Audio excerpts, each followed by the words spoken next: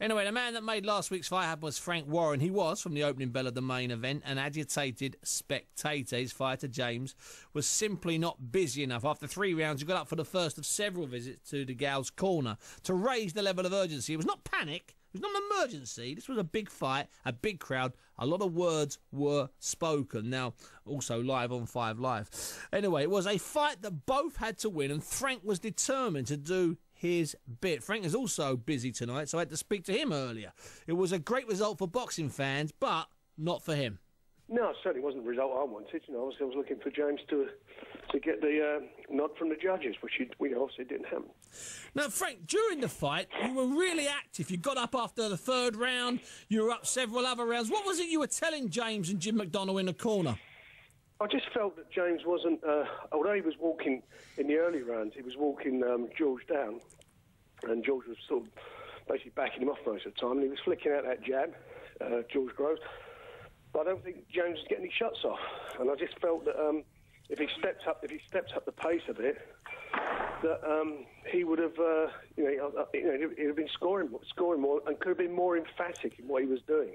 Did you panic by about round 8 or 9? Yeah, I just felt he was loading up at times, looking for big shots, and I felt, there was nothing in the fight, and I felt at the end of the day that he did win the fight. To be quite honest, I thought he could have got it by 1 or 2 rounds, but there were rounds that were, you could have gone either way on them, to be quite honest, and that's what I was worried about would happen, and I was worried that all he needs to do is up his pace a bit, throw a few more shots, use his jab more, and I felt that he would have won the fight. Easily won the fight. Do you think that's down to the fact that at the end of the day, I know he's won the Olympic gold, and I know he's not a teenager, but it was only his 11th fight. Do you think there was that little bit of inexperience coming through? Yeah, you could say that was the case, and I just felt that he needed to change, alter his tactics. He needed to impose himself on Groves, and he just didn't do that until later on in the fight. And once he did that, he was always, to me, the boss, except for the 10th round when he had that cut and he was pouring it in. Yeah. And let George got back in a little bit in that round. But it was the narrowest of wins, and for me, it was the best probably I've seen George Groves fight, but the worst I've seen James fight recently. James is a much better fighter than that. I mean, he was never troubled in the fight. You could never say, for example, that Groves, looked like stopping him, or he took big punches or big combinations or anything like that from George.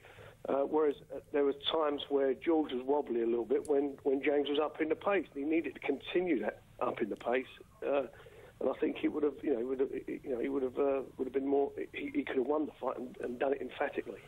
Frank, what can you do next time round to make sure that that lack of urgency is there? Because, as you say, it's not an emergency and it's not a panic. There just seems to be a lack of urgency. What can you do to make sure that the same mistakes aren't made over a 12-round fight? Well, first of all, we're not in a position we are like we were with Amir Khan, who got absolutely poleaxed in the round. Yep. And we had to resurrect his career. I mean, as you say, he's only had 11 fights. Yep. It's a split decision. It's a fight that there's a lot to be learnt from, and a lot of lessons to be learnt from, and it's a matter of sitting down, which we will do next week, and going through it. I want to watch the fight again with James, and obviously say what I've got to say and listen to what he's got to say. But at the end of the day, there has to be a little bit of a change the way fights are approached. Now, Frank, would you push for a rematch, or would you suggest to him, listen, James, we'll go away, we'll get some other 10-round or maybe even 12-round fights somewhere else, and come back and revisit Groves in 12 months or 18 months or 24 months? What would be your thinking now, obviously, before you've sat down, what would be your favoured route? I think as a promoter and James's manager, I'd like the rematch right now because it's a hot rematch. And I think it's a very winnable fight, and I would like to get that away because my concern is where does George go? Where does George Groves go? They're talking about next time fighting Jeffries and a couple other fights, but he does bang up in fights. He has been in trouble. He was in trouble in the Anderson fight, and he's got a tremendous heart, George Groves, and I respect him, in what he's done. But I think James will go on and do bigger things than George Groves does, whether he fights him or not. So I would like to get it on quickly. As for James, he's got. I'm working on quite a big fight for him, which I'll go ahead with, irrespective of whether whether we can get the rematch or not. That's going to happen. And it's someone's an upward. Is that a title fight or just a big match against a big name? It's a big fight, and it will have a title on it, but it's a big fight for him. Well, let's leave those two and just talk briefly about Nathan Cleverly, who for about 36 hours last week was the most famous boxer in Britain because of that succession of opponents. But he's been obviously forgotten since then, as he was forgotten in the 2 months, disgracefully. What did you make of Nathan's performance? Well, I agree. First of all, I agree with exactly what you said. I mean, he fought for the world title. He had a real hard 24 hours, 3 different opponents in 24 hours.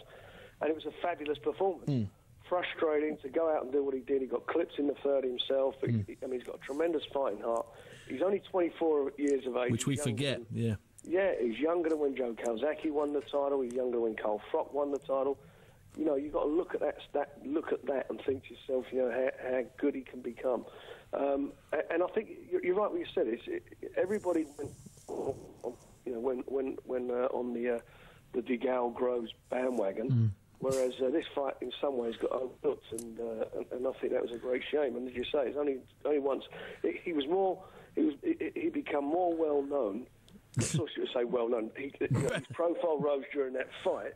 For a fight not happening than a fight happening, which I thought was a pretty weird and strange situation. But having said that, he did what he had to do. He's our 5th world champion. He's the 11th to come from Wales, the 7th that I've been involved with in my time as promoting. And I've got to tell you something, he's as good, certainly as good as most of them, if not better than some of them. Now, Frank, just finally, there was a big win for Bernard Hopkins, 46 years of age and counting, in Montreal last weekend at light heavyweight. Now, you've been in the Bernard Hopkins business before. Do you fancy getting back in the Bernard Hopkins business?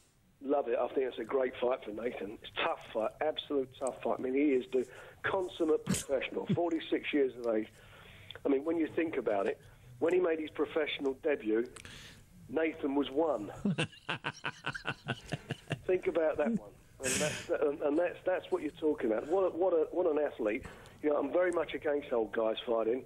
But I mean, how can you take anything away from him? I mean, a lot of kids would do well to look at him, how he looks after himself outside the ring, which enables him to do what he had to do. He's a phenomenon. But what a great fight that would be! Millennium Stadium, that would be an absolute barn burster. A barn burster, Millennium Stadium. Hopkins against Nathan Cleverly. Well, Hopkins would like it if the money's right, because Hopkins loves fights like that.